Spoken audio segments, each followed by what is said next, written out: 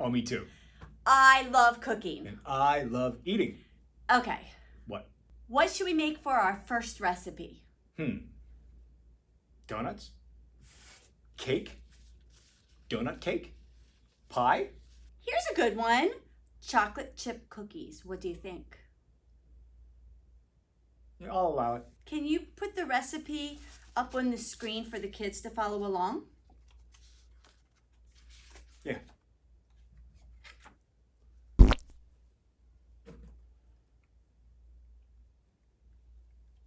Did that really work? Yeah, it looks like it. Well, let's get started. All right, I got the mixing bowl. Okay, the first ingredient is 2 1/4 cups of all-purpose flour. No. What? Well, I'm gluten-free, so I can't eat regular flour. We're going to have to make some substitutions. What can we use instead of flour? Let's see. I have some oats. These are gluten-free. Is that like flour? Yeah, well, we'll find out. Okay. Well, put it in. Next is 1 teaspoon of baking soda. Where's the teaspoon? Here it is. Is that the teaspoon or the tablespoon? It says tea, so. Oh, okay. Oh, we need a teaspoon of salt too. Let me borrow that teaspoon. Next is 1 cup of butter softened. I know how to soften it. Okay.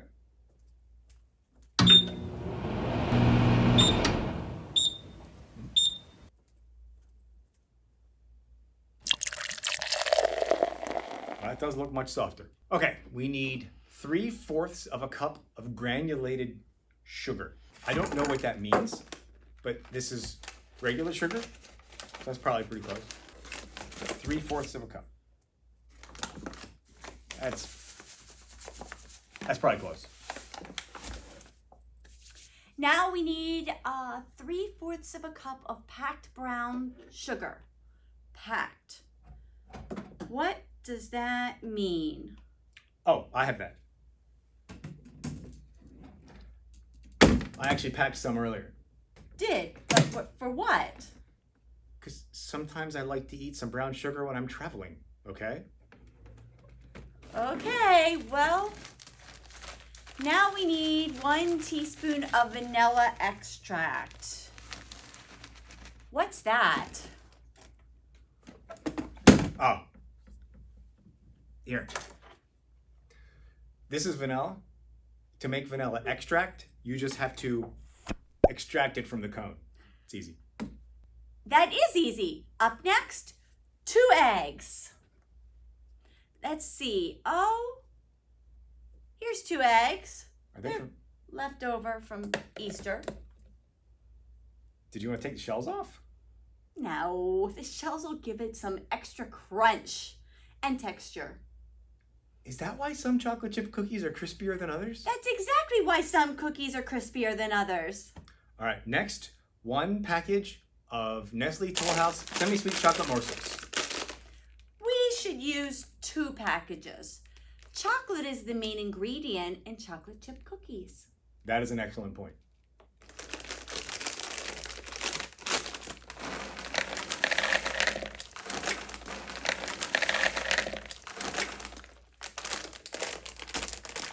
Lastly, 1 cup of chopped nuts. Ew, what? No, ew, gross, stop. What? I don't like nuts. Here, use these instead. Chocolate sprinkles. I love chocolate sprinkles. But the recipe says nuts. But I don't like nuts. Okay, I like chocolate sprinkles. Okay, chocolate sprinkles it is. All right, now we stir.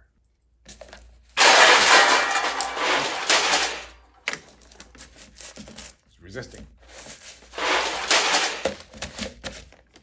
And bake.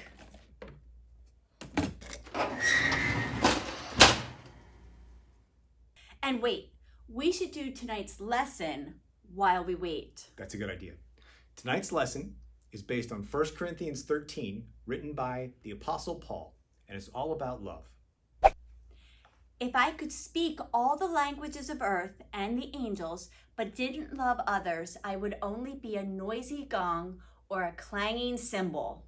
If I had the gift of prophecy, and if I understood all of God's secret plans and possessed all knowledge, and if I had such faith that I could move mountains, but didn't love others, I would be nothing.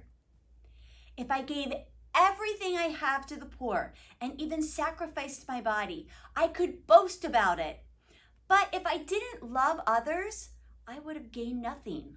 Love is patient and kind. Love is not jealous or boastful or proud or rude. It does not demand its own way. It is not irritable, and it keeps no record of being wronged. It does not rejoice about injustice, but rejoices whenever the truth wins out. Love never gives up, never loses faith. It always is hopeful and endures through every circumstance. Prophecy and speaking in unknown languages and special knowledge will become useless, but love will last forever. Now, our knowledge is partial and incomplete, and even the gift of prophecy reveals only part of the whole picture. But when the time of perfection comes, these partial things will become useless. When I was a child, I spoke and thought and reasoned as a child, but when I grew up, I put away childish things. Now we see things imperfectly, like puzzling reflections in a mirror, but then we will see everything with perfect clarity.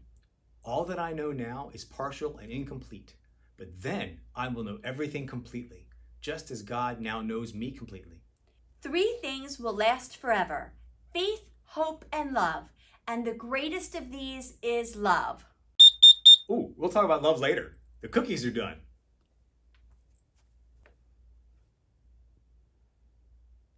This doesn't look too good or smell too good. I'm sure it's fine. We mostly followed the directions, kind of. Okay, you try it first.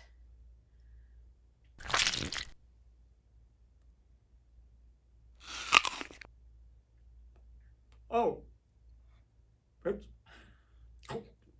You don't sound like you're enjoying it. It tastes like sadness. Wow. Oh, you can really taste the chocolate sprinkles and the eggshells.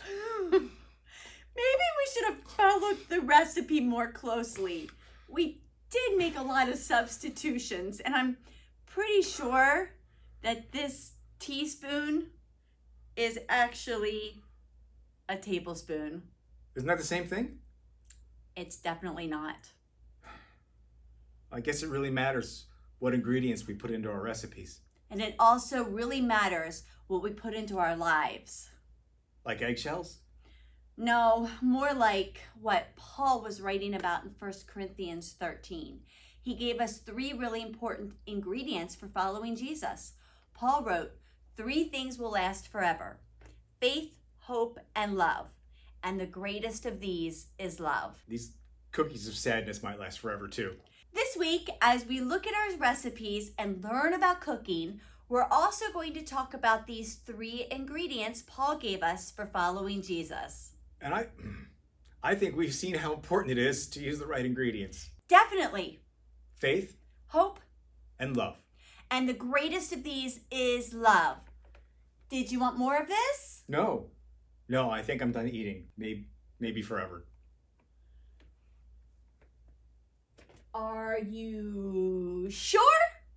I followed the directions on this batch. Well, maybe just one.